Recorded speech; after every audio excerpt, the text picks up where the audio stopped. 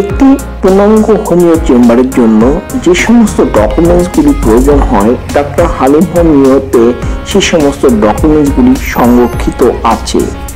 Doctor Halim homeo চেম্বারের প্রধান বৈশিষ্ট্য, এই চেম্বারে কোনো খোলা বা লোকাল ওষুধ বিক্রি করা হয় না। পৃথিবীর যে বিখ্যাত 3টি হোমিও ব্র্যান্ড কোম্পানি আছে, সেই 3টির মধ্যে 2টি জার্মানিতে, একটি সুইজারল্যান্ডে। জার্মানিতে যে 2টি কোম্পানি, একটি রেকোয়েট, অপরটি ডক্টর উইলমার শোয়েব এবং সুইজারল্যান্ডের হার্ভার্ড কোম্পানি। এই 3টি কোম্পানির সিল ফাইলের মাধ্যমে ডক্টর হালিম হোমিওতে চিকিৎসা করা হয়।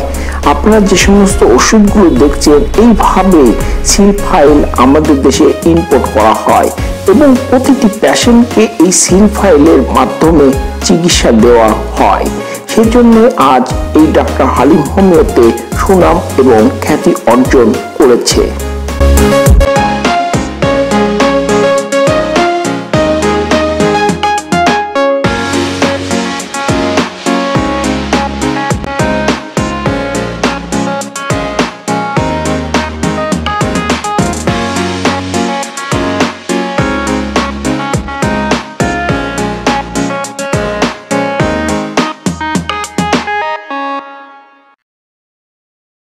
আসসালামু আলাইকুম।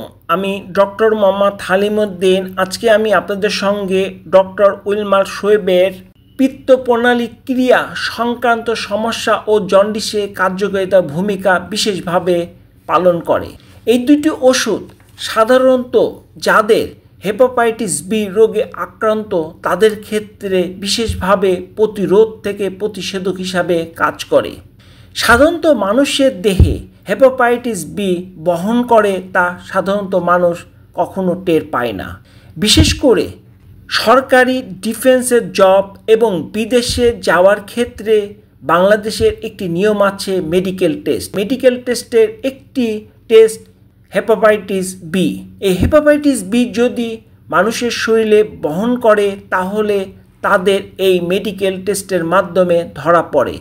এই রোগটি যদি শরীরে বহন করে তাহলে সেই সমস্ত ব্যক্তিরা কঠোর পরিশ্রম এবং কোনো কঠিন সিদ্ধান্ত গ্রহণ করতে সহজে পারে না। তাদের মস্তিষ্কে বিভিন্ন ধরনের লিভার আক্রান্ত হওয়ার ফলে এদের মস্তিষ্কে আস্তে আস্তে কিছু বিকৃতি ঘটে। তাই এদের এই প্রতিষেধক হিসাবে তাদের এই হেপাটাইটিস বি যদি শরীরে বহন করে তাহলে একটি সময় তাদের এই রোগ এত ব্যাপকভাবে বিস্তার লাভ করে যার ফলে লিভার নষ্ট হয়ে যায়।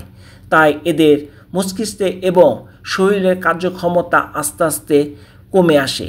তাই সাধারণত ডিফেন্সে এবং বাংলাদেশ থেকে যারা দেশের বাইরে ওয়ার্ক পারমিটের জন্য যায় তাদের ক্ষেত্রে এই টেস্টটি দেওয়া হয়। যদি এই টেস্টে তাদের এই হেপাটাইটিস বি ধরা পড়ে তাহলে তাদের মেডিকেল আনফিট বলা হয়। তারা আর কখনো সরকারি এই ডিফেন্সের জব এবং বিদেশি ওয়ার্ক পারমিট আর পায় না।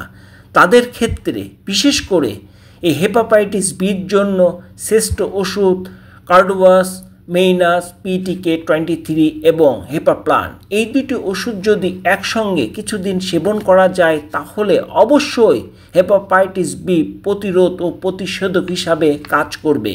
তবে একটি কথা মনে রাখবেন, অবশ্যই আপনারা ডক্টর উইলমার শোয়েবের এই সিল ফাইল সেবন করবেন। কখনো খোলা বা লোকাল ওষুধ সেবন করিবেন না।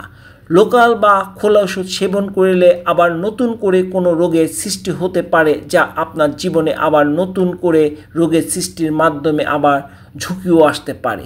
তাই অবশ্যই এই দুইটি সিল ফাইল সেবনের মাধ্যমে হেপাটাইটিস বি থেকে আপনারা মুক্তি পাবেন ইনশাল্লাহ, এবং আপনার আবার নতুন জীবন ফিরে পাবেন। তাই আমি বলবো আপনারা অবশ্যই দুইটি সিল ফাইল সেবন করে প্রতিরোধ থেকে প্রতিষেধক হিসাবে কাজ করবে এই দুটি ওষুধ। তাই আপনারা এই দুইটি ওষুধ অবশ্যই সিল ফাইল ক্রয় করে খাবেন। আর যারা আমার এই চ্যানেল দেখছেন এখন পর্যন্ত আমার এই চ্যানেলটি সাবস্ক্রাইব করেননি, লাইক দেননি, আমার এই চ্যানেলটি সাবস্ক্রাইব এবং লাইক দিবেন এবং বেশি বেশি করে শেয়ার করবেন এবং আমার পরবর্তী নতুন ভিডিও দেখার আপনাদেরকে আমন্ত্রণ জানাই। সবাইকে ধন্যবাদ। আসসালামু আলাইকুম।